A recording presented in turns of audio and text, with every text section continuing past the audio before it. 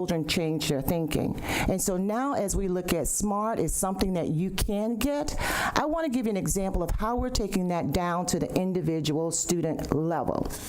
If you would go back now 2 slides, we're going to have an opportunity to watch. It was not done for me. It was a direct impact from our conversation with our teachers and then with our students.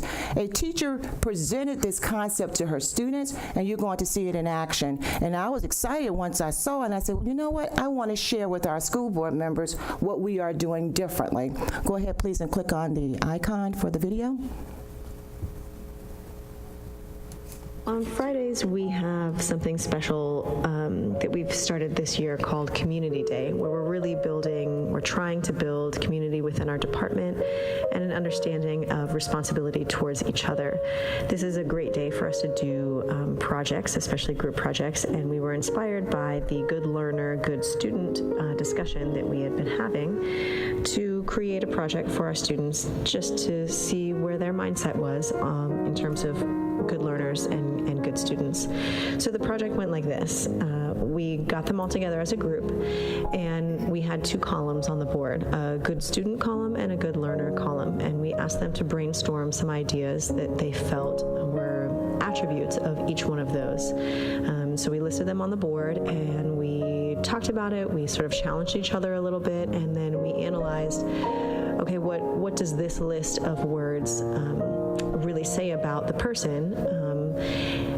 And we started to notice that with a good student, it was more behavioral, procedural. You're on time, you've got your stuff, you are setting aside time to do your work and study and whatnot. And then the other side, the good learner side, was more intrinsic, motivation, a push, a drive to master things, those kinds of ideas where they really clearly lended themselves to the idea of either literal movement. When we create literal movement, there's not much underneath it. It's sort of surface. It says what it's trying to say, versus abstract movement, which makes the audience and the choreographer and the performer, for that matter, really think and dive deeper into what movement could mean and what it could symbolize. So in their groups, they were required to create 2 phrases of movement. One was based on the list of the good student attributes, and that was to be literal movement. The other was based on the attributes of the good learner list, which was to be abstract movement. And then together as a group, they had to decide how to combine all of that movement to make a cohesive work, utilizing the elements of time, space, and energy, which we use to really analyze in detail dance and choreography. We'll stop right there. The result was really interesting. And the reason why I share that with you, amazingly, work together as a group. It was from that conversation in our faculty meeting in a previous PLC that led to that. While we know the importance of a good learner, someone said it earlier about what happens when you get good grades and it's not aligned to achievement. And if you look at the side, good student, that sometimes happens. So now we're trying to transition our students to a good learner perspective. And when I saw this, I was speaking to Ms. King here, Ms. Abrahamson, and we see all the areas and how it's going to impact our students and their ability to think clearly and get on that track. I never thought it was going to have a direct impact on the teachers and their perception. So if you can spend maybe 20 seconds or 30 seconds or less, how are we doing on time? You have 10 minutes. Okay, great. If you want to talk just about when we did this activity, maybe in the faculty meeting, the impact it had on you as an individual. Well, I think that when you look at the difference between good learners and good students, it is actually pretty illuminating, even as a teacher who's been in the classroom for 15 years, to think about the differences between those two and to begin to understand that good learning comes when you're taking risks, and when actually it happens probably more when you're failing than when you're not, because there are so many opportunities to learn from those failures.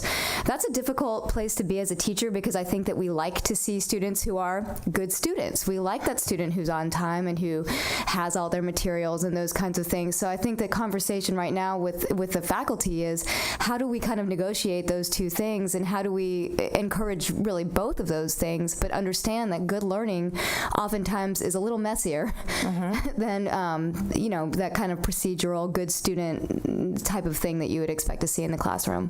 Thank you very much. I also want to add, from this initiative on clarity with our students and making sure they can not only understand but know what it means to be a good learner, there are 3 areas that we're looking at. Number 1, convince students that they can grow their ability at academics. And then number 2, to show them how. And that was not outlined in that book that we have on mindset, and that's what we're doing now. And then lastly, number 3, to motivate them to want to do it. So I asked Mr. Ziegler if he would come in with me, because he's one that I strategically target, and I'm not going to ask him to speak, but he was one that I went to him at the beginning of the year, and I said to him, I know that you can do a little more than what you are doing. And I placed him into, after some discussion, a little bit of feedback, he decided that he would go ahead and take the idea, and now he's taking more than 2 honored or ACE level courses, although he's not in the program.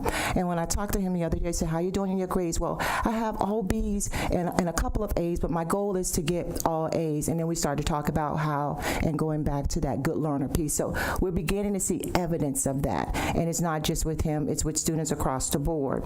So if you would go ahead and progress, please. Once again.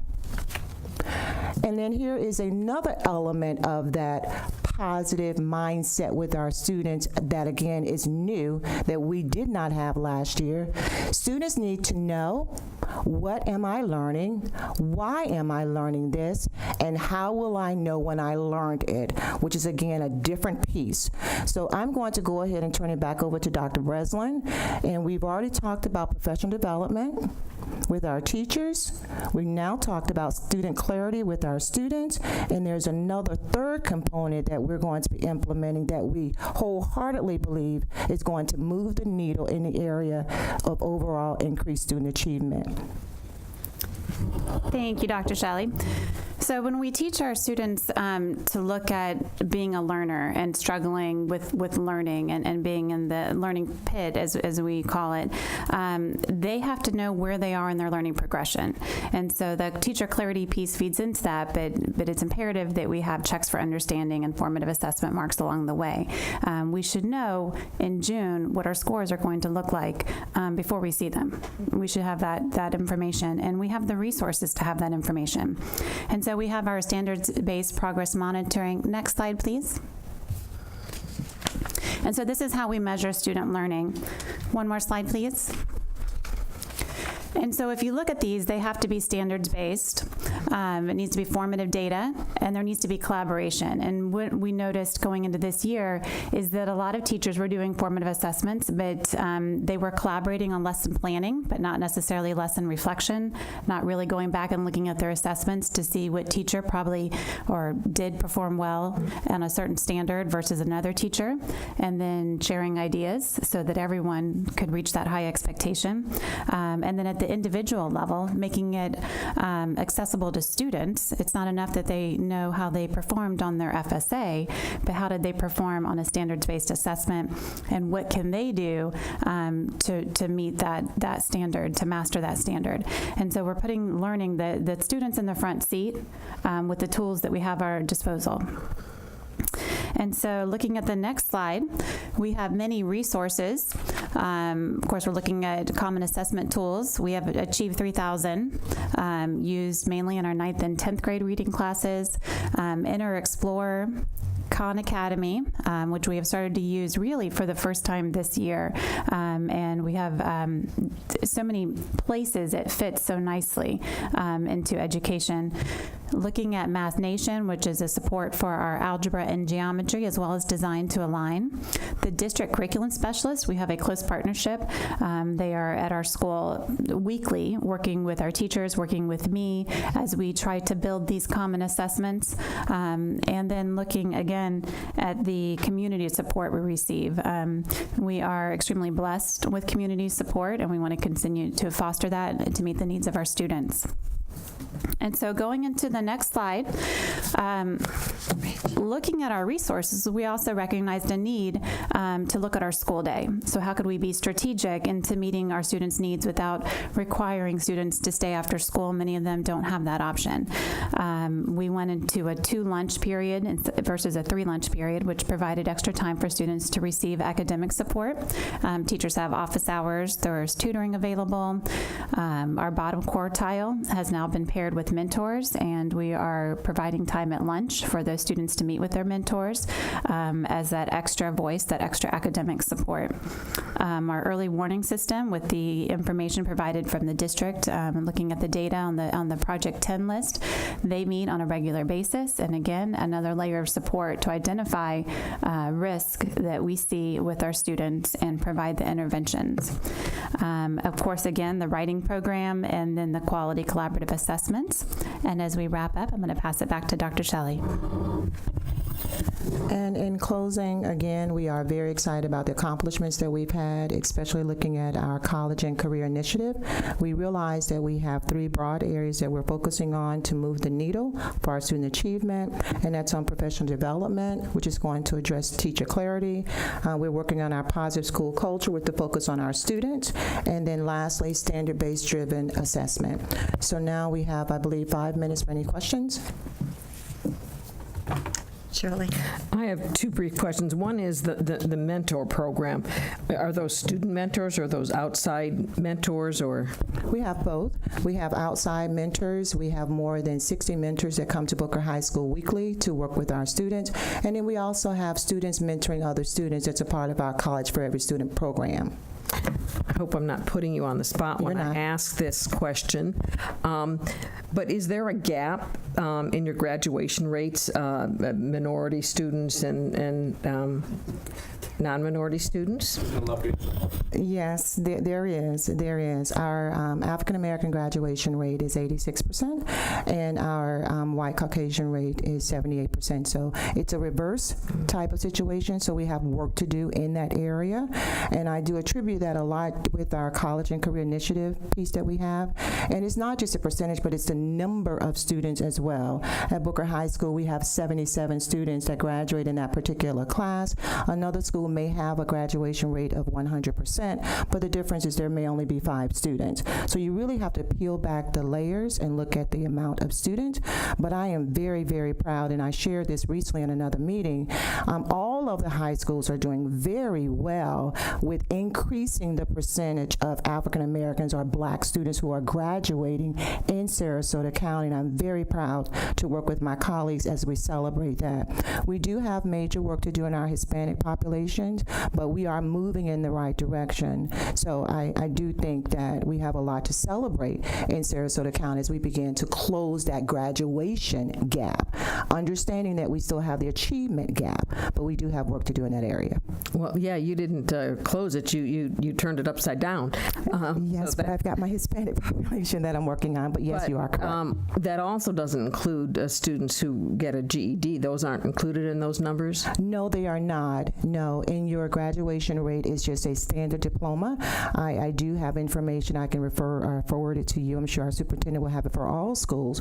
But no, it does not include the students that earn a GED, and we know those students do go on to be successful. It will not include the students who earn what we call a certificate of completion. Those students finish high school, but they were for some reason not able to pass the FSA, or they were not able to pass the algebra. Those students can go to State College of Florida, any community college, and continue there.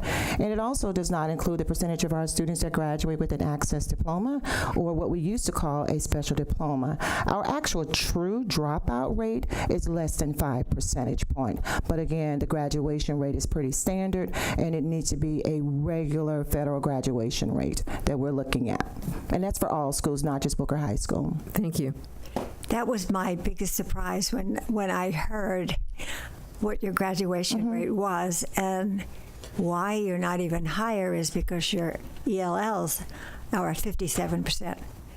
That is absolutely correct, and that's disappointing. So it's hard to celebrate one Right. without thinking about the other, because I am a comprehensive high school principal working with all of my students. So while I'm excited about one group, and it also impacts, we've heard for years, that pipeline that goes from high school to prison, and we're trying to destroy that pipeline, and we're working really hard in one area but have work to do in another. So I will not be satisfied until we get to that 100%. But I think we need to do more in our elementary and middle schools for the ELL population. I think we're definitely moving in the direction.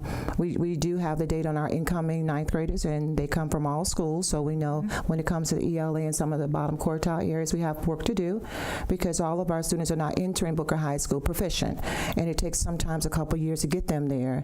And as we look at and reflect on the bottom quartile, please be reminded that the formula changed 2 years ago, and so as a result, we are moving, because now the state believes that we need to make sure with bottom quartile we eventually get on grade level. So you got a crazy formula with highs and lows and middles, but we realize regardless, it is an area that we are actively addressing. I was devastated when we were a C school. I went into hibernation and all but cried.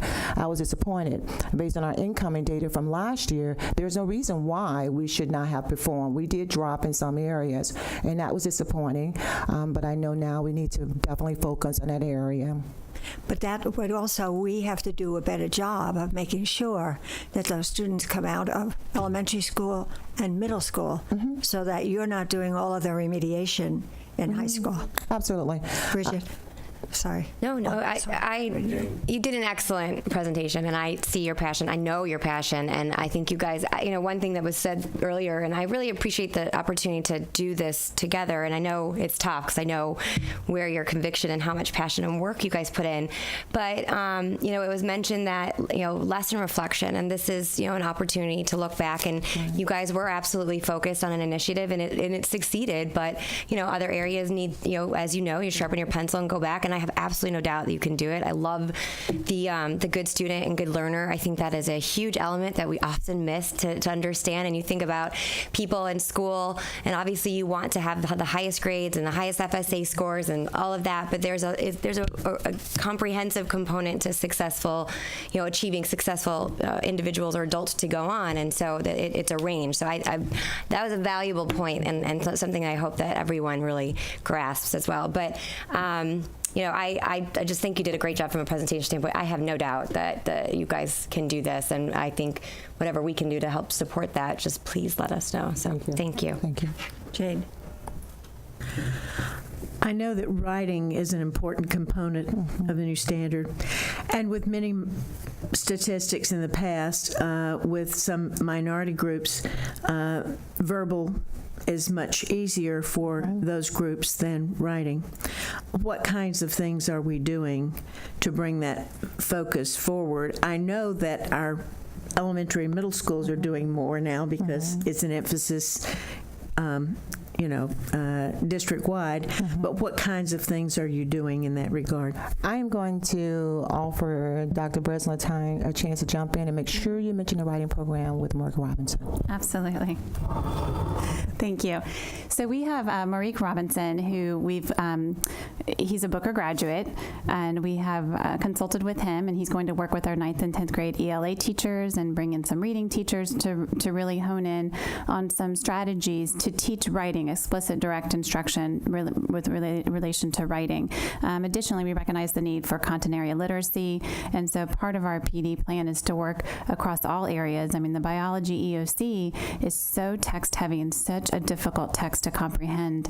It's not enough just to look at the standards. We need to break down the vocabulary and break down that scientific text, and so that's another element that we're working with our teachers on. Eric? I just have a few questions. Dr. Shelley, I'm a big fan. I'll help you any way I can, regardless of what my wife says. She's afraid every time I go over there, my checkbook gets less and less. He helps look out. Thank you. My first question is, and it's kind of a paraphrase of the question we're not used to having two Zigglers in the room. You asked Mr. Ziegler, and that is, how are you doing? I mean, we've just closed the quarter. You were C last time. Your goal is to become a B, which is going to save me a little bit of money, I guess. We can renegotiate that. Thank you. I appreciate it. I'm willing to do that. My question is where are you at? Are you ahead of last year? Is your run rate to get to the B this year? How are we doing in the first quarter? I smile at Rebecca because she probably wants to jump in here as a teacher. But I do believe that we are in a different place. For example, last Friday we spent. And please be as specific as you can. I will absolutely do that for you. Last week we talked about the progress monitoring piece that we have. Last Friday we actually provided training with our teachers on how to use that tool.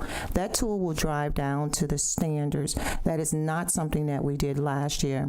We purchased 10 different course programs that will help us do that. So starting next week, we'll be able to run reports. And Eric, I'll be able to tell you that right now with my FSA in the 9th grade level, these are the categories that we're working on, and this is how my students are progressing. I could not tell you that last year. And we ordered, again, 10 of those. The district supported us in that initiative. We have had ongoing training with our professional development, where they're working very, very closely with the national presenter who's been on our campus providing one-on-one training with our teachers. We continue to implement the visual learning strategies in our faculty meetings, in our what we call PLC meetings, and also in Snacks and Strats. You will find there in front of you a brochure that talks about our professional development. That is new. So how we are doing, I can tell you the exact chapter we're working on, and I can tell you exactly what we are exposing our teachers to, and more importantly, when it is expected that they're going to implement this in their classroom. Visible learning is a huge, huge elephant, and we are taking it one bite at a time. So this week, tomorrow, we have Snacks and Strats scheduled for the entire day, and we'll be rolling out learning intentions, and we call it student success. So the teacher will have a clear indication of what they're teaching, and more importantly, students will understand what they're learning and being able to articulate that. Let me take that a step further when you ask how I'm feeling. One more question to ask. Okay. What we're doing now is I can walk into a classroom and tell you these are the classrooms that I visited last week. It was 16 classes that we did a collaborative walkthrough, and this is what we saw by way of the strategies that they should have been implementing. And we're sharing that information with our teachers. So I can give you more examples because I can clearly see right now there's a close alignment and focus on student achievement that is a little bit different. We're not losing the college and career initiative. We're not losing that at all, but we are combining that as well. I'm happy that we have the Principal of the Year for the state of Florida there. Thank you. I'm happy that you're student focused. I'm curious about the teachers. How has the teacher turnover rate been at Booker High? Last year was a little awkward for Booker High School because we had more than 4 teachers to retire, and these teachers collectively had about 100 years of service to Booker High School alone. So we lost a couple of teachers that moved down to South County. One of them by default. I received a new assistant principal, Mr. Shank. His wife could no longer teach at Booker High School, so she had to leave. And I had 2 other teachers that relocated down to the area. So by way of retention, I think that it's probably right along with the other schools. I don't have a large percentage of teachers that just leave. Usually there's a purpose or a reason why. I lost a couple of them that went to a different career. Okay, thank you. And I want to echo the sentiment of the rest of the school board. We're here for you. Whatever you need, just let us know. We are here to support you, Dr. Shelley. And I appreciate that, and I believe that is not common when you have the academic officer, Dr. Kingsley, come to a meeting and do walkthroughs, and we meet afterwards, and she says to me, if you had a clean slate, whatever you want, what is it? What do you believe will help move this school forward? And I was able to give her some detailed things that we need, and between her and Mr. Cantis, it has become a reality. Well, so thank I'm you for very breaking out of your shyness. Thank you so much, and thank you, Mr. Ziegler. Thanks for being here, and thanks, Rebecca. Thank Laura. All right, but before you leave, I can't let you leave. Mr. Ziegler, what's your plan? I know you have one. I plan on going to Valdosta State University. Okay. I've never met a student from Booker High School that didn't have a plan. That's the post-secondary plan, exactly. Thank you. Booker Middle, come on up. Thank you. Thanks for your time and energy on this. And we have, I'm going to let you, LaShawn, introduce and. Good morning. Good morning.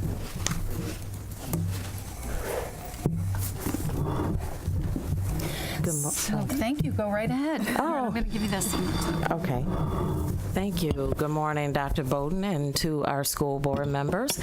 We are grateful to be here this morning to discuss our strategies that will impact our student achievement at Booker Middle School.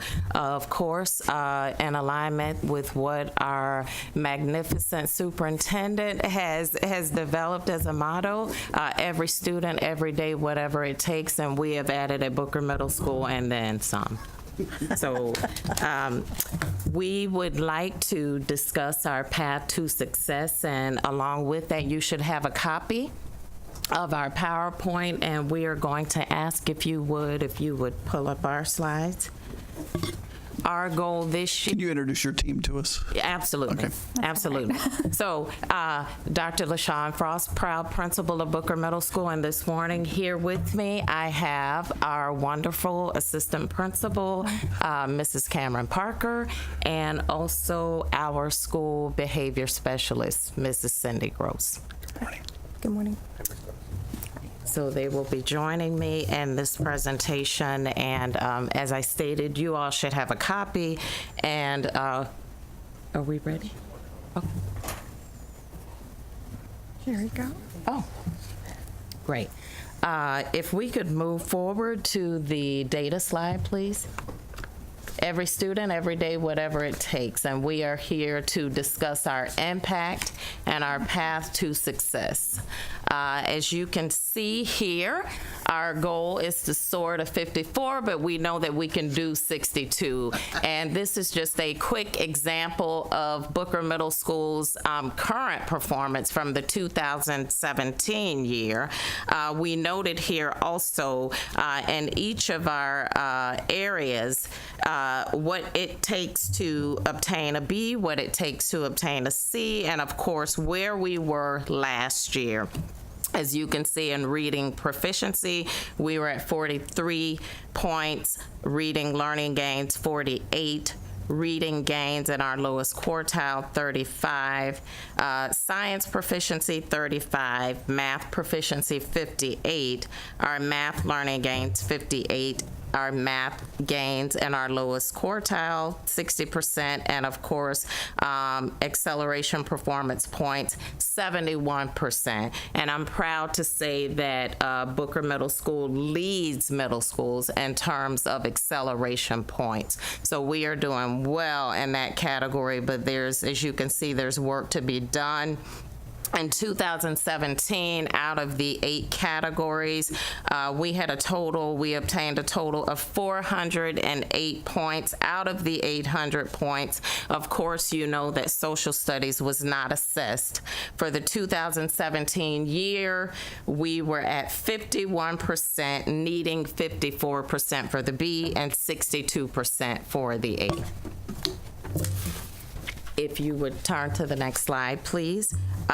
This is a bar graph of that specific data. As you can see, over the years, we have been making progress. Unfortunately, last year for 2017, we dropped a point in ELA learning gains with our lowest quartile, which we will speak to later in our presentation. And looking at the math comparative data, our proficiency, as you can see, has moved over the years, as well as our math learning gains and our math learning gains with our lowest quartile. As stated before, Booker Middle School leads our middle schools in terms of math acceleration, which lets us know that we are doing a great job of comprehensively moving all students in our learning environment. In terms of science and social studies, our science proficiency, and we are going to speak to that. We're being very deliberate about the strategies that we implement this year to ensure that we are making the very specific gains that are needed in order to move our school in the right direction. Our social studies, as I noted before, we were not, students did not test in 2017. However, in 2016, we were at 62%. Our goal is to, of course, increase by 4%, with our target area being 66%. And we will revisit these slides, but I would like to go ahead and just share some of our improvement strategies that we hope, as a matter of fact, we know will affect our student performance. Our first strategy is collective efficacy.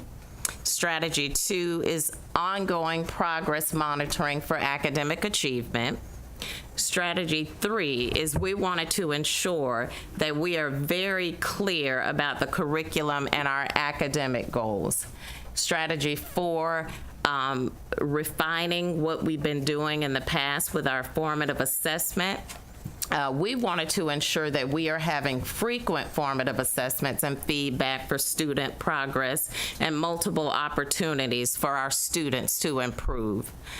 Strategy 5, and someone mentioned this earlier, the written responses and performance assessments. We know that a lot of our minority students struggle in the area of vocabulary and writing, and we want to ensure that our students have ongoing opportunities to practice those writing skills.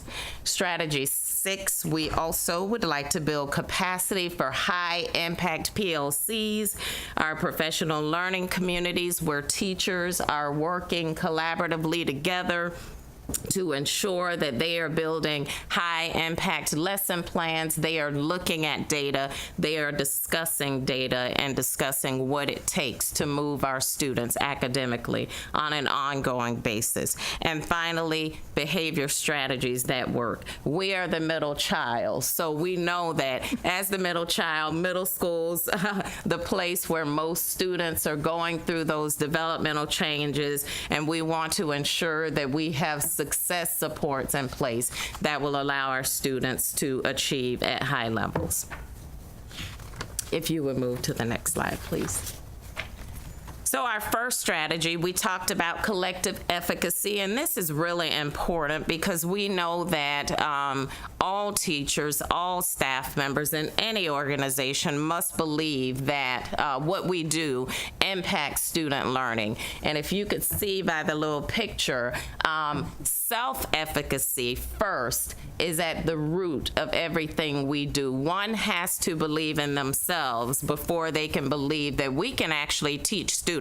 Every student, every day, whatever it takes. Every child can learn, and truly believe that every child can learn.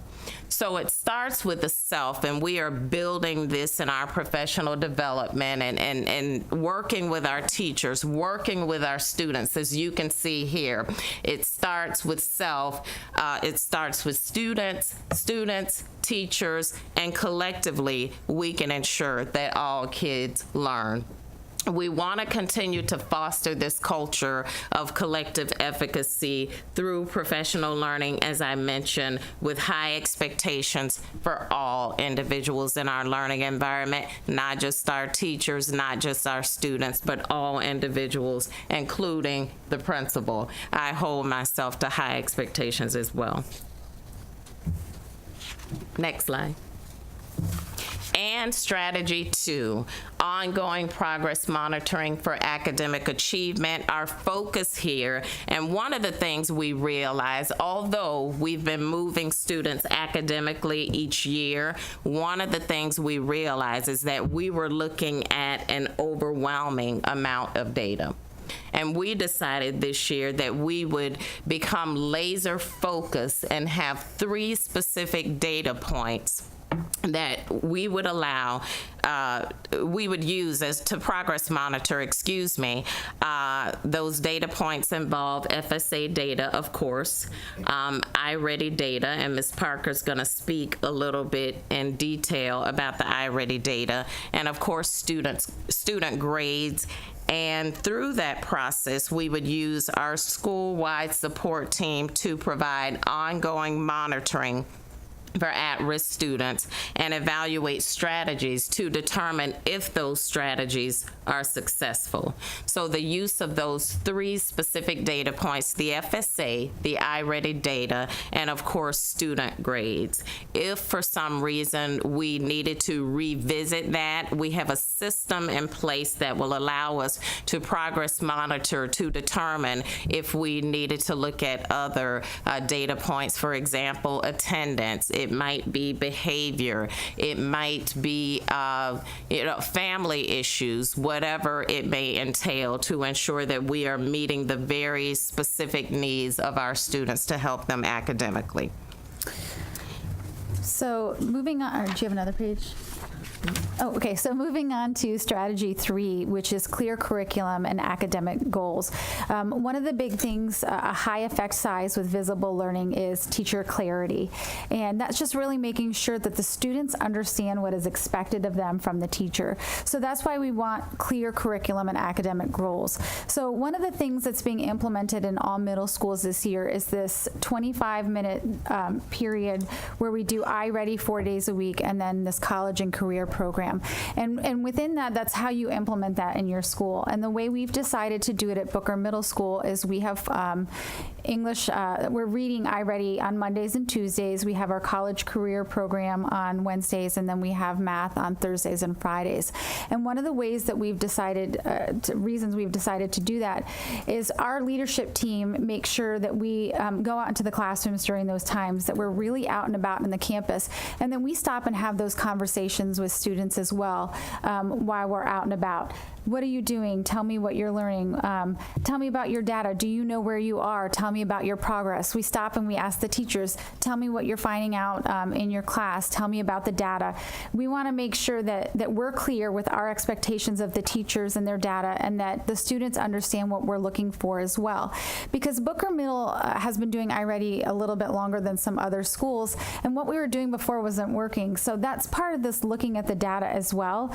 If what you're doing wasn't working, then you need to change it. And that's part of our progress, because we will not be a C next year. That is not an option. We have high expectations of ourselves and our students.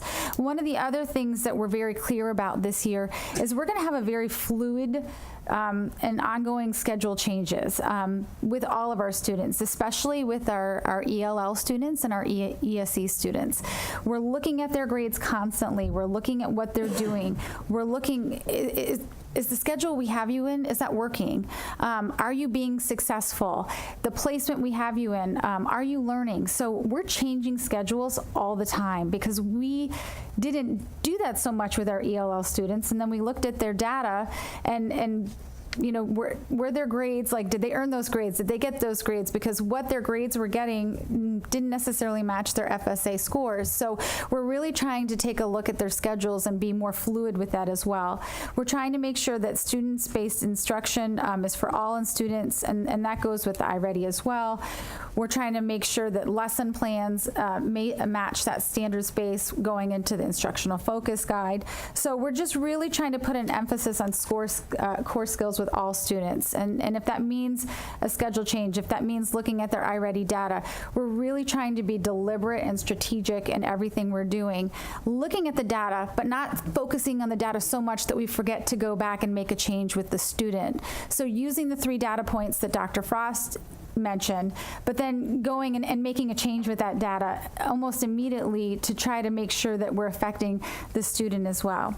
So just a couple more points with strategy 3. We can go ahead. Some of that I mentioned already. We're really trying to make sure we have accelerated course options for all student groups, advanced courses, the Cambridge, many options for all of our students. And then I mentioned a little bit about that post-secondary educational plans for all students. On Wednesdays, we have that college and career option. We're trying to expose students to as many career choices as possible to let them know there are options outside of high school. And if I might add, add, Ms. Parker, I would like to share that it is aligned with what Booker High School is doing. We've determined that high school is too late. So our goal is to ensure that by the time kids leave middle school, they have a post-secondary educational plan, and that plan will follow them to high school. Absolutely. So I'm going to move on to strategy 4, which is frequent assessment of student progress with multiple opportunities for improvement.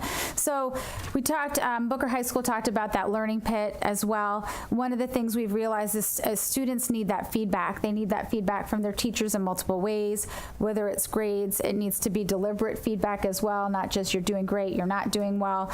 They need to be provided opportunities if they don't succeed the first time, not just, hey, you're wrong, but just more opportunities, whether it's retaking tests, chances to redo work, whether that's pulling students out, working with a resource teacher. So we're going to conduct biweekly mini common assessments, whether that's teacher created, whether that's within iReady, and they're going to take those iReady standards-based assessments to complete to close the achievement gap. So strategy 5, written response and performance assessments. We know that writing is something that we need to work on, and we want to create competent skilled writers so that they perform better in their high stakes assessments.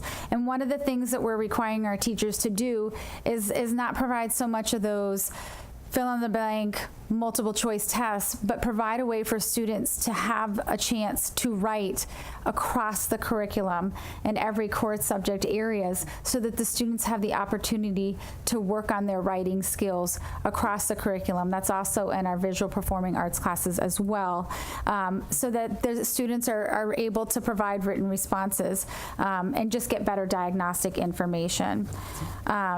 So continuing on the next slide on 5, just we want to create more assessment capable learners, and we believe that the written responses across the curriculum will allow that to happen. We also hope that's going to allow students to evaluate their own work by having school-wide scoring rubrics, because we want students to also be able to evaluate their own pieces to help them better understand, because feedback isn't just teacher feedback, it's student feedback as well. So strategy 6, because I really would like our behavior specialist to make sure she speaks, and you all have the PowerPoint as well. So strategy 6, building capacity for high impact PLCs. One of the things, and visible learning keeps coming up, it's a district-wide initiative, but it's also just really, it's just really good teaching as well. So we want to ensure that all students learn, but to make sure that all students learn, it's really important that they understand what true learning is. And Booker High had that piece about a good learner and a good student, and that's really important because what we have discovered this year by implementing visible learning is our students don't understand what learning is. They think it's expectations, they think it's following the rules. So just by implementing a lot of visible learning, and we're working on that with our teachers and their PLCs, helping them understand that by collaborating in a lot of different ways, just by helping them score student work, a lot of just bringing this in, teacher collaboration, teacher clarity, and just really our big thing is knowing that impact. And we have to do that from the leadership team. We have to model, we have to show them what our impact is, and it trickles down by doing lesson studies and a lot of professional development as well. So I'm going to pass that over to strategy 7. Okay. And basically what we've done with our behavior at Booker Middle is align that with academics. Oftentimes you end up behind the line on behavior and you end up doing things just after the case. So we've really made a focus on being preventative in our behavior, in our behavior techniques that we're using and strategies, but being specific and strategic by looking at our data and finding out where are those points, where do we need to work on, where is this occurring, do we have students that are missing instructional time, because unless behavior is a positive impact in the classroom, academic growth can't occur. So we're trying to align those two, and with that, we've looked broadly at our school and compared last year's behavior data to this year's, and we've come up with about 30 students that we've identified as our impact mentor group. In those 30 students, we have 15 mentors that have taken on our students to meet with them weekly and to look at their iReady data, look at their behavior referrals, look at how are you doing in the classroom, even to say how are things with you. Let's look at your grades. Do you know what iReady means? Do you know that this is a good predictor of how you're going to be performing on the FSA? And having that person, especially as a middle schooler, because middle school it's overwhelming in so many ways. So that's been our first goal, and we're monitoring all of that data on a monthly basis. So each of those students has goals that they're working toward with their mentor, be it academic or behavior. Beyond that, our behavior reporting also shows the teachers who are making referrals or who are writing. We have what's called a SIR, so those are just like the pre-referral information that leads to what we might use in our student support team to identify behaviors of concern.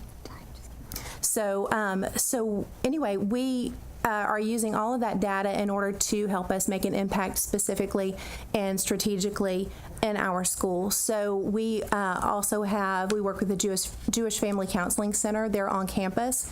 We can make direct referrals there to students that need that. We have also teacher behavior training where if I can duplicate what I do with teachers in the classroom, that means that students are spending more time in the classroom. So that's important.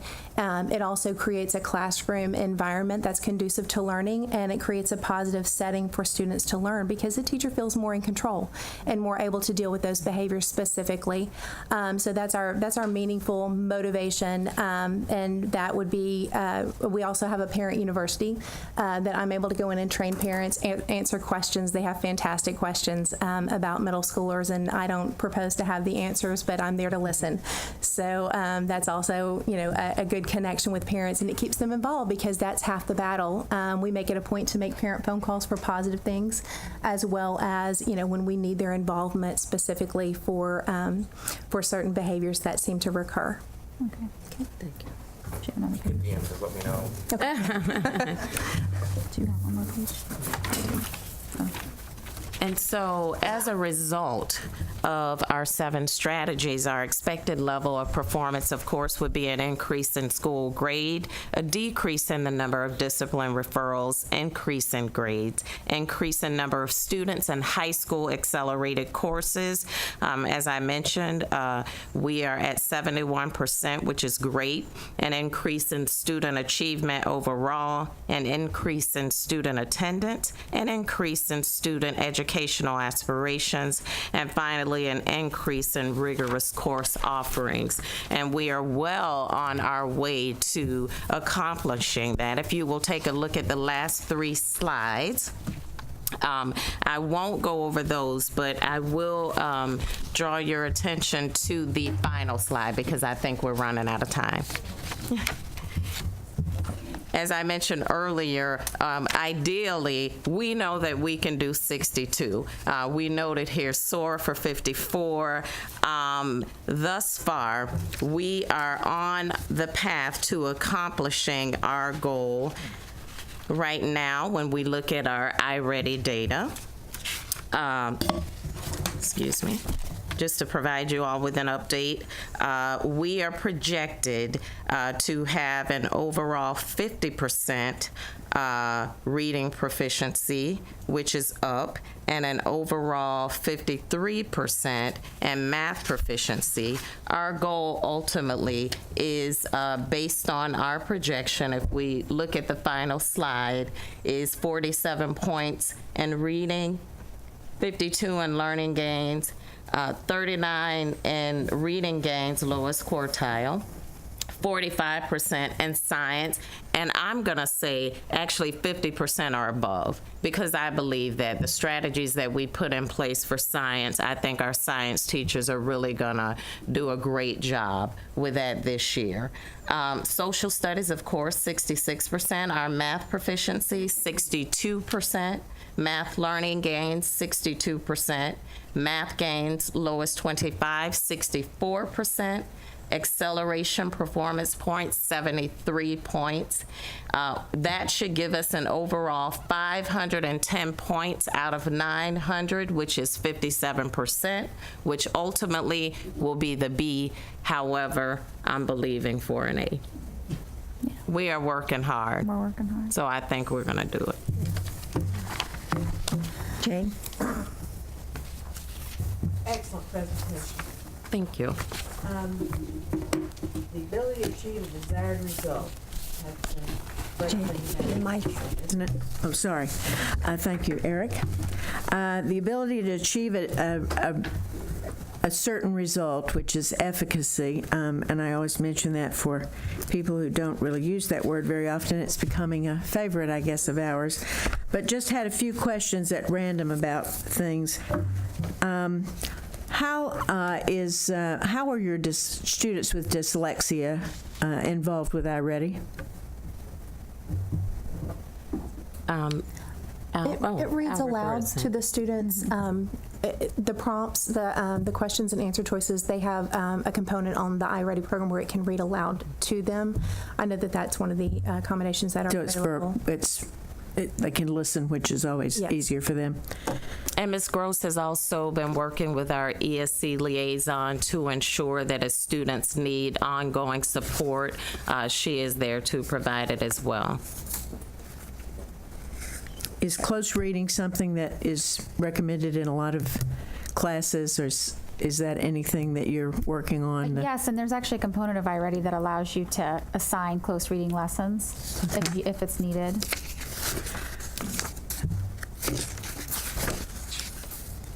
Are you doing any home visits with parents at the school, either through this or through the SAFE Absolutely. grant? Through SAVE Grant and our social worker, we keep her very busy. So we do home visits, like we have referrals and we encourage that. But for attendance issues, for any type of issue you can imagine, more than attendance, if it's grades, if we can't get a hold of a parent, which happens often. But through our SWIS, we designate which students, but we also do it through SAVE Grant. And let me also add that because we are building a culture of collective efficacy, we all do home visits, including myself. If there's something that needs an intervention right away, I will hop in my vehicle or the Booker Middle van and will facilitate a home visit.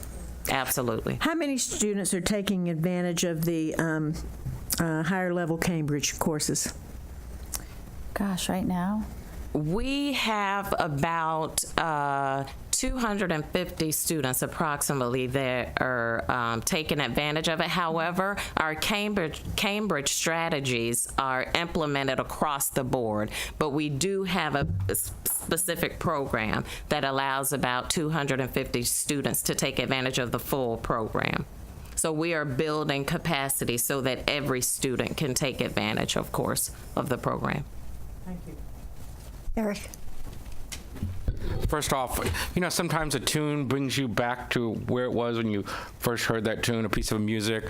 Well, Dr. Frost, I remember the first time I met you 16 years ago, and Dr. Frost was building the foundation of being a leader in the community. So every time I see Dr. Frost, I harken back to those days of 16 years ago when I first met Dr. Frost. Sarasota. Yes, ma'am.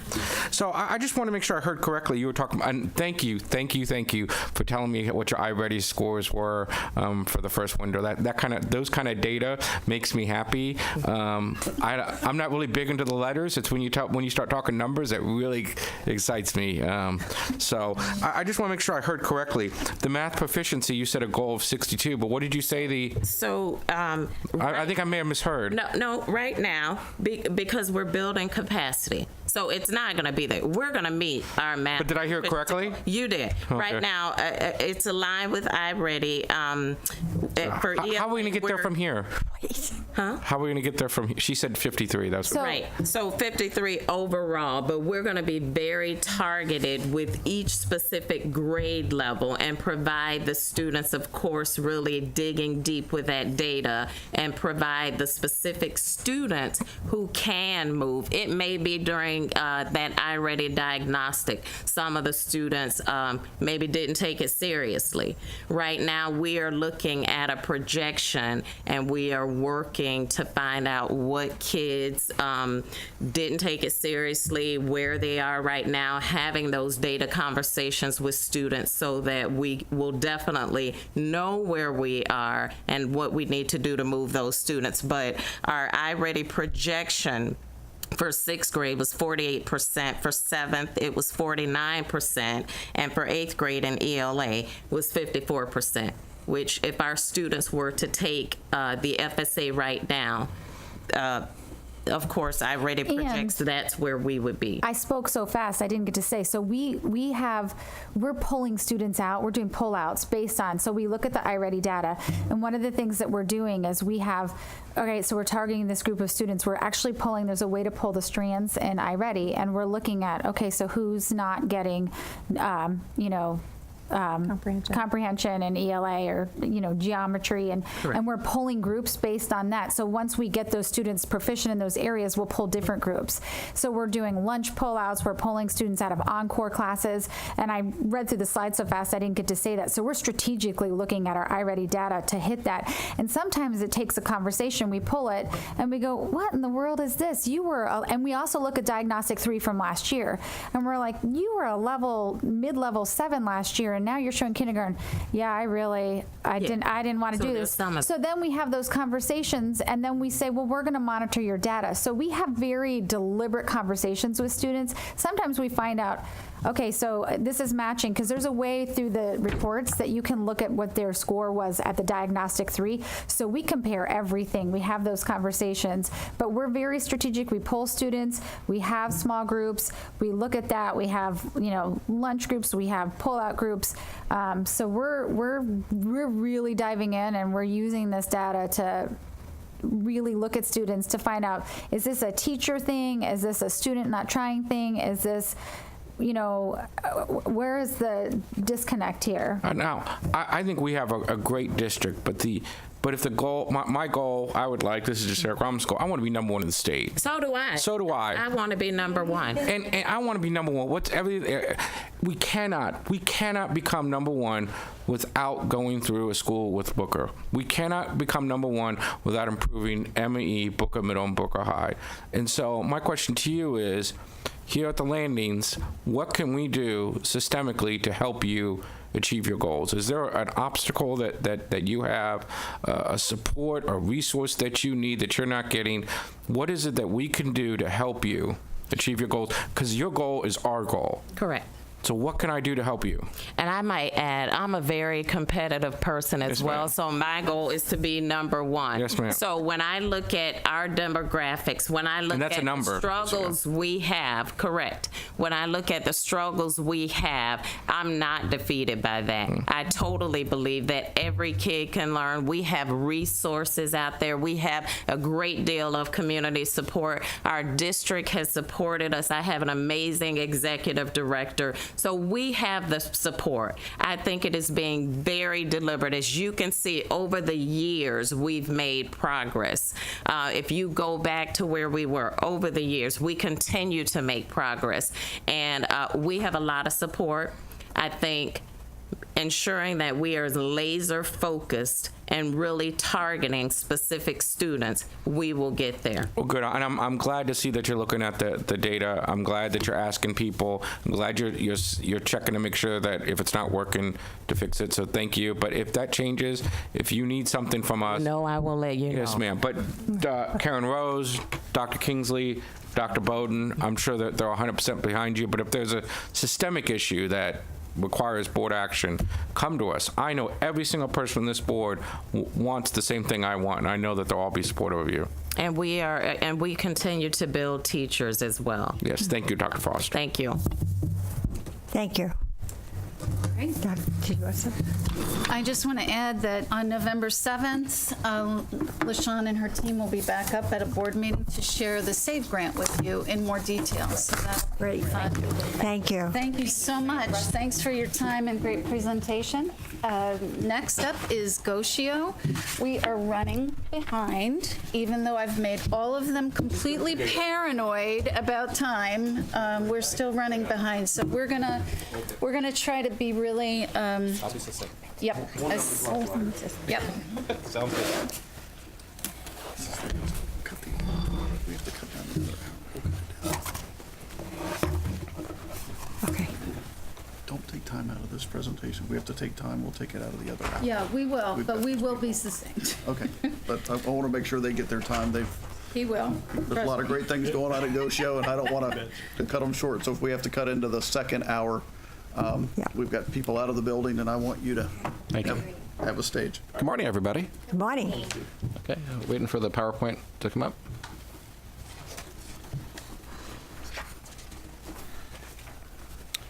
Okay, it's my privilege to come and talk to you today about GOCIO Elementary. I'm going to talk, if you want to switch to the next slide, about 3 different phases.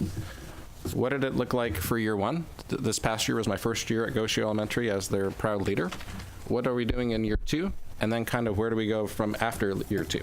So as we look at year 1, go to the next slide. This is kind of where GOCIO was before I arrived. For the prior 3 years, prior 5 years, it was declining each of the 5 years. So when you look at the graph, the arrow was pointing in the wrong direction. Since in my first year, I can proud to say that we actually turned the arrow. It's now pointing up. In the first year, we had a 71-point gain and also a 10% gain in student grade. So what does that look like from a student grade standpoint? We were at 42% going into last school year, which is 2 points from a D. We're now at 52%, which is 2 points from a B. So we had a really strong growth in our first year. How did it happen? We implemented the following programs. Top score writing. So if you're not familiar with top score writing, top score is a writing structure. It really creates a framework for students to be able to organize their writing in a very meaningful way. In the past, it was kind of fragmented in regard to the way that we taught writing at the school. Now we use the program 2nd through 5th grade. So the nice thing is, as we're getting into year 2 now, students walking into 4th grade classrooms and 5th grade classrooms have the baseline and have a basis, so our writing should be stronger in our 2nd year. IXL. IXL is a foundational program that really focuses on basic skills. So we use it for reading and for math. It really focuses on math fluency, helps students to be able to do quick computations in the area of math and be able to work with grammar and be able to understand a sentence structure. Florida Science Coach. The Coach book really aligns with Florida standards. It's a program I've used at my previous schools. It works very well. It's targeted. The nice thing with Florida Coach, it does 3 assessments in the course of the year. We're able to do a data analysis and really see, is it our language, is it the vocabulary we're using in the classroom, or is it an error that we're missing within our schools? So that's what Florida Science Coach is. And the last one is cluster test writing, which I'll get to later in the presentation. The 3rd bullet point is very important. One of the keys for school grade is making sure everyone understands how is the school grade calculated. A lot of times we don't go into depth, and I can tell you that every staff member, all the way down to our ESOL aides, understand how school grade is calculated and the value of each of the students towards school grade. That's a powerful thing when you sit in front of a student and you're able to say, okay, this is a student that's going to count for us 6 times, 7 times towards our school grade. It kind of changes the meaning as to the student and helps us to focus in our lowest performing kids. You can turn the slide. We look at our proficiency over the last 3 years, which is when FSA kicked in. You can see that the encouraging thing is we're at the highest within the 3 years in proficiency or grade level ability in both reading and for math. So since the implementation of FSA, last year was the highest numbers that we've seen at GOCIO. Go ahead. And you can see very clearly on this chart, it's also the highest in the last 5 years. We tied for the highest amount for science. So you can see again how that chart has changed, which is very encouraging. This is a powerful slide because this is a very interesting slide when you really break it down. So I'll tell you, this is what 3rd grade had, 4th grade, and 5th grade. And I'm going to start with 5th grade because things were done differently in 5th, then 4th, and then 3rd. We started a process called cluster test rating. And cluster test rating basically takes the standards, and we look at FSA question stems, and we look at how test design occurs, and then we make sure that our academic vocabulary matches the level of academic vocabulary we're using in the classroom. 5th grade really led the charge in this last year, and it's interesting to see the results because you can see their growth was much as high as 20% from the previous year. 4th grade kind of began the implementation but didn't adopt it fully, and 3rd grade did not adopt. So as we look at this, it's interesting, after the results came out in the summertime, I will tell you that grade levels immediately looked at 5th and said, hey, what are you doing? Because we want to adopt that. The good news is this: we are now doing cluster test rating in 1st through 5th grade. So we're building that vertical alignment across the grade levels. In an effort to provide time for that, I'm using my Title I funds to provide half-day subs once a month for the students, teachers to work together collaboratively, to design the assessments, be able to work together. My 5th grade teachers internally are actually leading the trainings, since they are able to, they're the experts in this field. It's great to see that. We've also now worked with district personnel. Holly and Michelle Kloos have partnered with us, and it's great to see the district, our school, and our staff coming together, and I'm very encouraged to see what those results will be next year. It's a whole different way of looking at things. Let's take a look at the page. So in ELA, you will see here, last year our proficiency increased by 6 points, our learning gains were 15 points, and our lowest quartile gains came up 11. Talk about iReady. We use iReady differently than a lot of schools because of the fact that we use that as a foundational approach. Last year I worked side by side with Michelle Kloos on a monthly basis, and we really focus on the how. How do you use the program? How do you work the paths? How do you make sure that you're having iReady work for you? Our teachers have a deep understanding of the program, and it's foundational to our success. This year we focus on the why. We're no longer training as to the how-to, but why is the data telling us? Why is the student not performing? What are we going to use iReady for?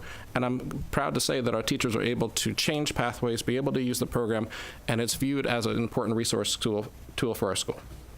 After school tutoring, we have the generosity of the wonderful Henson family and the Harris family. They supported us last year, and we had approximately 100 students in our after-school tutoring program in 2nd through 5th grade. ESOL department supported us with after-school tutoring in that.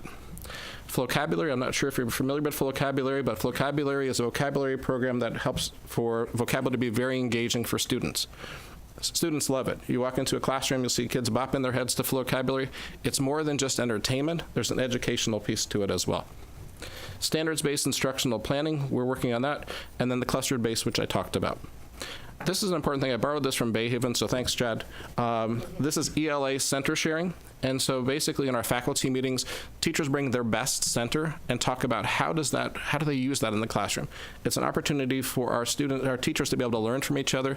We sit in a vertical teams and they say, how are you using this? Specials is involved. And we get an opportunity because we don't get into each other's classroom besides rounding enough.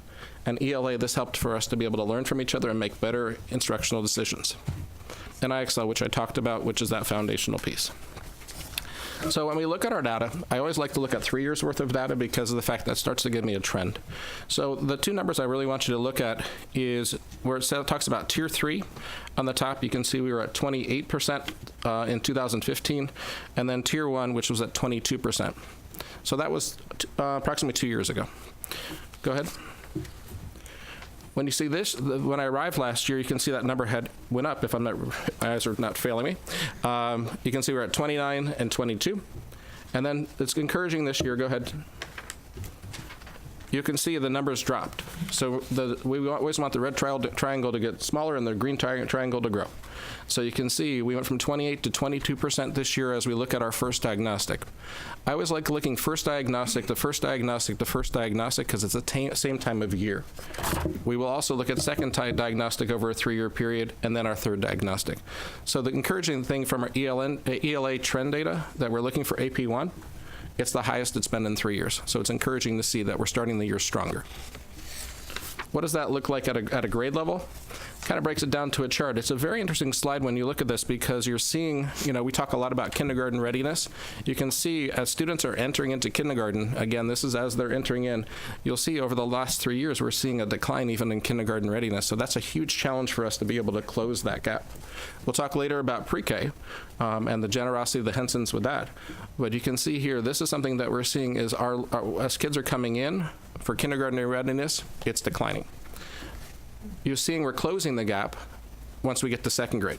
Again, when you think about that, we have our reading recovery teachers sitting in 1st grade, so that's helping for us to be able to catch up. We're also having huge interventions in that K and 1. I'm encouraged to see here that in the grade levels, 2nd, 3rd, and 4th, it's the highest it's been in 3 years. You can see 5th grade is 2% lower than it was the previous year, but based on the numbers from last year, I'm pretty confident they'll close the gap. Math. You can see our proficiency went up 6%. We had a 20% gain in learning gains, and our lowest quartile is the only area we dropped, which we dropped 1%. iReady, we talked about math journals. Key. Whenever you're in the lab, we bought journals for every single student in our school. When they walk into the lab, they have a math journal in their hand. We don't want students clicking, we want them figuring out problems. So that's the way that we're able to use iReady, so that they're able to, track their learning, and teachers are able to take that information to be able to work accordingly. Hosting math training rounding. I want to be a host site. I want people coming to us. So when they ask who wants to host rounding, my hand goes up, because I really want to be the site where people come to, because it helps for our teachers to be able to be involved in that process. Snacks for Strats. Teachers are leading teachers in high-impact strategies, which is very powerful for our teams.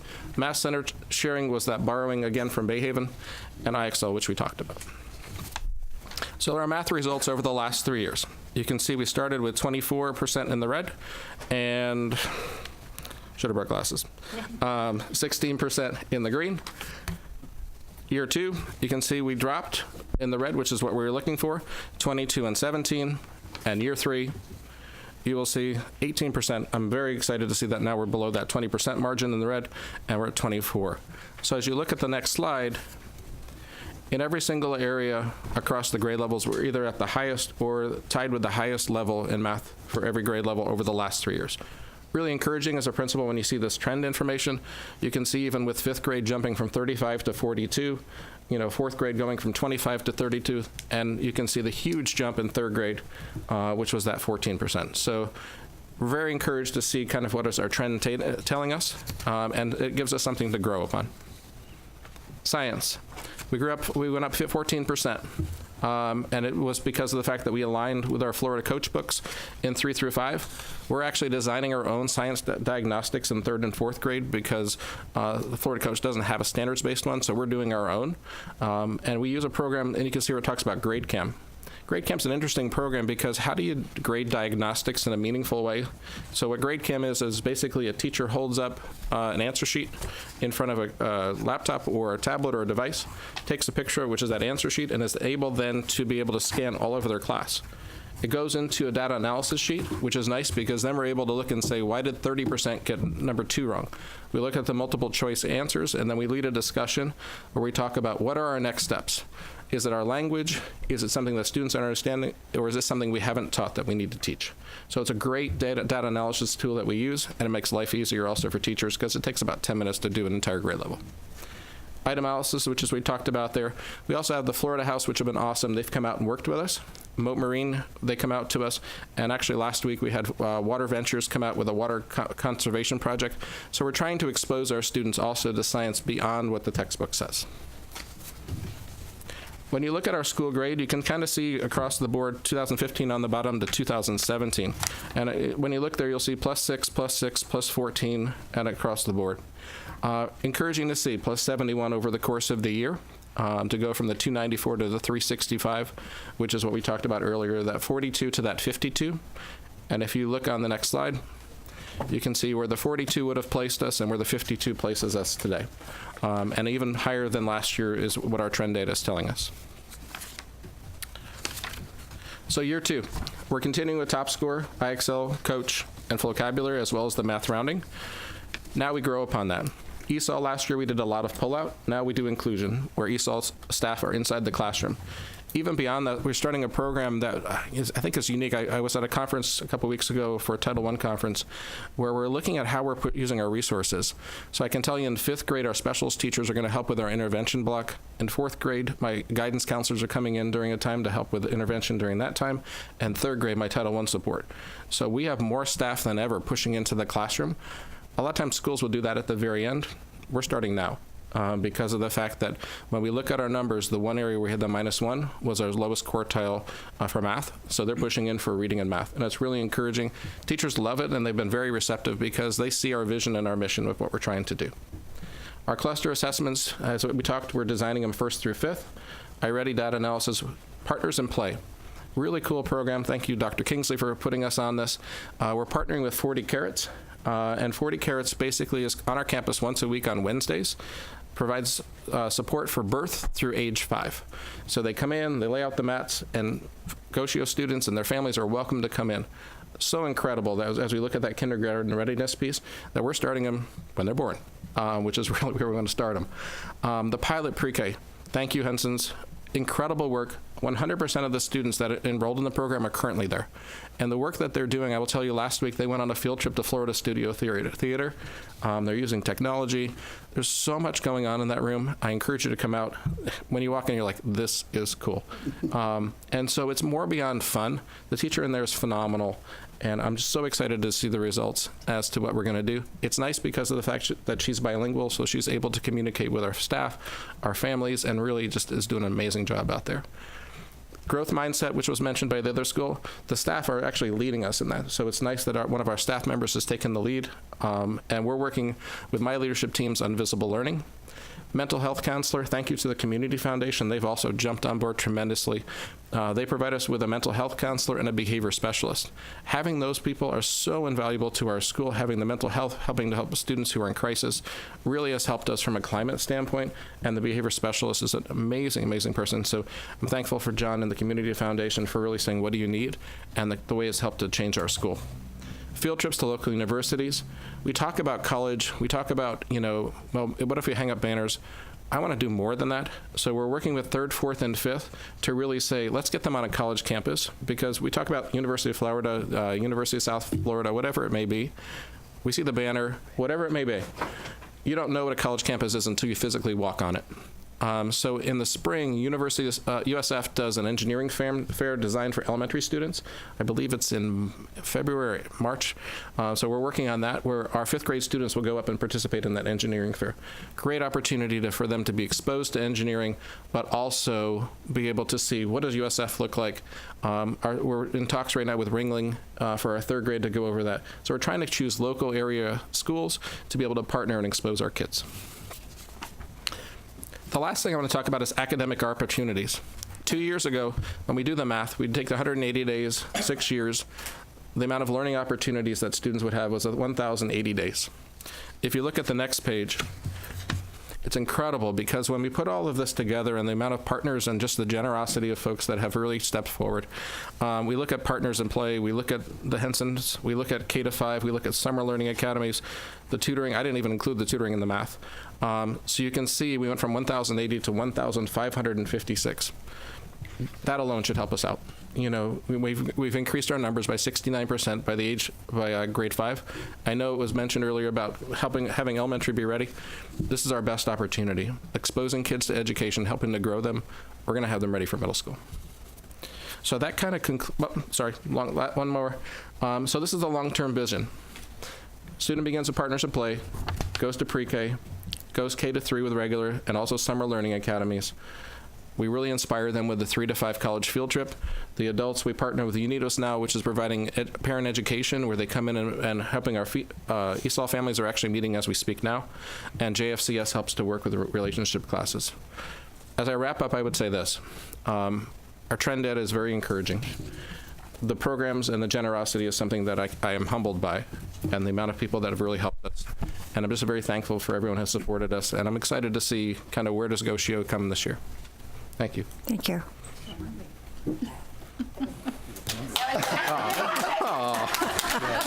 Sweet.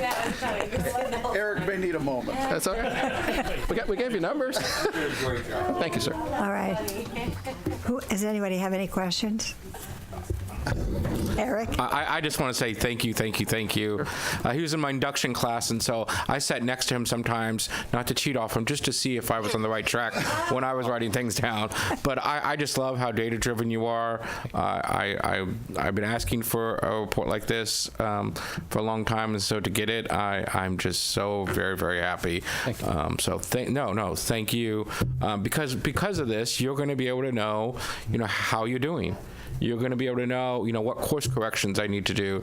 You're going to be able to know, am I on the right path? So thank you very much. Absolutely. Thank you. Jane. I just want to say thank you. I've been up to see the little babies that are, I made the mistake of calling them babies, and I wasn't supposed to. They don't like that, but the little 4-year-olds and their little desks and chairs, and it's just phenomenal. The teacher from Miami is just doing a phenomenal job, and I know the Hensons will be happy when they return at the end of the month to see and be involved again. But you're doing an exceptional job, and we're so lucky to have you, and thank you for your leadership. Thank you, ma'am. The same for me, and I know that I'm reading a proclamation at your school one of these days. Awesome. I don't have the date yet. Okay. Excellent. I So look if you forward to could it. get that for me, tell us about it. Yes, ma'am. It's Liz, Luz. Loose. Yeah. Loose. For you. Loose is, yes. I will reach out to her. Thank you. Yes, ma'am. Bridget. I want to reiterate. I mean, that was an amazing presentation. It went straight to the point. I think that's what we've been looking for. But it's not that it's the only thing you're focused on. It's not just those numbers. It's certainly there's students behind every single one of those, and I know that. But understanding that your time is valuable and being able to just deliver upon that when you're here, bravo. Thank you very, very much. Thank you. It's great.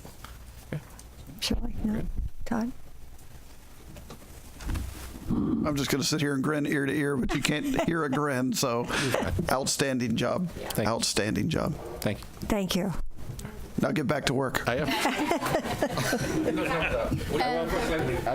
Just a note, also on November 7th or 6th, November 7th at your board meeting, we're also, besides the SAVE grant, going to ask the Hensons to come, and Steve is going to give the update on the pre-K program for you at a board meeting. Great. Good.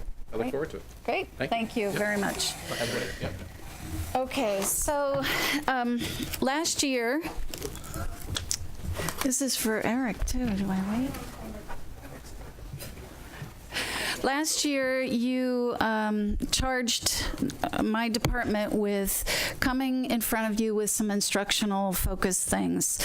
And it's complex what we do, and we maybe have given you a little more than you asked for, but I will tell you what you saw from those 3 principles is happening in every school. So, improvement is not just at those 3 schools. Improvement efforts are happening everywhere. And so this month, what we wanted to present to you was how do we identify learning gaps? And so I've asked all 3 EDs to share with you how are our schools identifying those learning gaps. And they've each, Steve is using Achieve 3000 to share with you, and the other 2 have chosen to share some iReady data. And we are going to go as quickly as we can through that. And I am making people paranoid about time, but I really do want to honor your attention. And so next month, just so you know, we are going to focus on iReady as far as whether it's meeting expectations or not. And the reason we chose November is because we know we're going to have the dashboard come out. That is a progress monitoring dashboard. We're going to have a splash page on the website that shows our district grade dashboard. And this morning, you're going to see the next tile that's on that dashboard, which is attendance and suspension. And then next month you'll see iReady, and so we'll get in a little deeper into iReady next month in November. So first we are going to allow Denise to come up. You guys stay right there. And Denise is going to come up and share the dashboard. Stay right there. You're fine. Quick as you can. I will. Hello. Are we on? Good morning, everybody, and Superintendent, who's not here.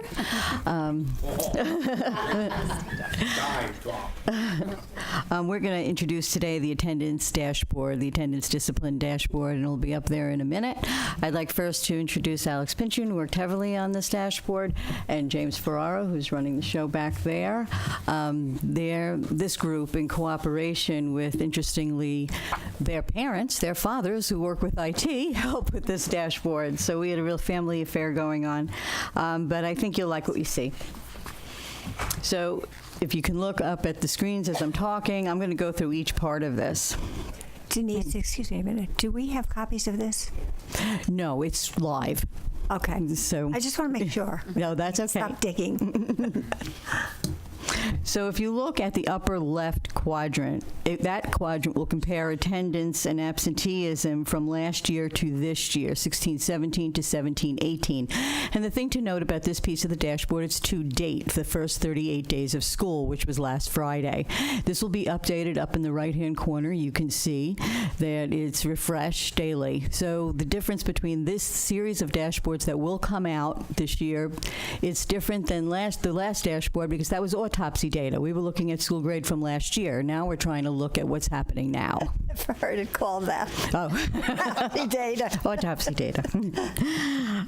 So that's the first chart. So we're at the first 38 days of school. Right below that, we see in the bottom quadrant, absenteeism for each 10-day segment. And you'll see the black line is last year, the green line is this year. And you'll see we're approaching the 40th day segment. If you click on, let's say, day 20 there, you can see that big spike. That's the day, that includes the day we were off right before the hurricane. And it also includes the solar eclipse day. If you look there, you can see the percent of absenteeism and the days, how many students were absent, rather. And if you click on that dot right there, or drill down, I'm sorry, up on the left, there's two little down arrows. This spreads it out so you can actually see the days, and you can go back in there and look back. And we checked this pretty thoroughly. Actually, we found one day last year, and I was, Alex, what's this day? And he said, I said, it has to be school to work. And it was. That's the day that children went to work with their parents. So we're pretty accurate, we think. Up in the right-hand corner, you can expand this screen to be the whole screen if you're like me, right there. So it looks like an EKG chart, but you can then drill down into days if you want to get very thorough with this. Up, I'm trying to think if I missed, no. All right, so let's go back. And on the upper right-hand corner, we see chronic absenteeism. Remember, chronic absenteeism is defined as if you're missing 10%. So in the first 10 days, it would be missing 1 day of school. In the first 20 days, it would be 2 days of school, and so forth. You can see that little jump there at the beginning of school, and then how we believe the line, and we're hoping the green line will be below the black line as we go through the year. So on the first, if we click on day 10, the first 10-day segment, we can see that this year we had 10,963 kids that were mapped in 1 day because that was the 10% rule. And last year compared to 12,614. And you can go through that for the rest of the days. In the bottom right-hand quadrant, we're looking at out-of-school suspension. Over time, right up top, you can see this is the last feature that they added to this. For 16-17, you can compare how many days to date we were last year to this year in the out-of-school suspension incidents. So it's not the days of suspension received, it's incidents. So if we look at and we drill down, you could see this and expand it out by days. It works the same as the other charts. So you've been looking at the whole district here, but then remember on each of our dashboards, the real functionality and purpose of this is that you could drill down to each school, and you can drill down by all kinds of demographics. So let's pick Emma Booker.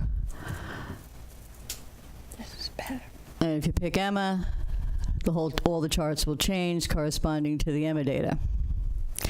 If you push Sarasota High School, again, they would switch. So you can check and follow each school. If you were looking for all the Title I's, you could pick all the Title I schools.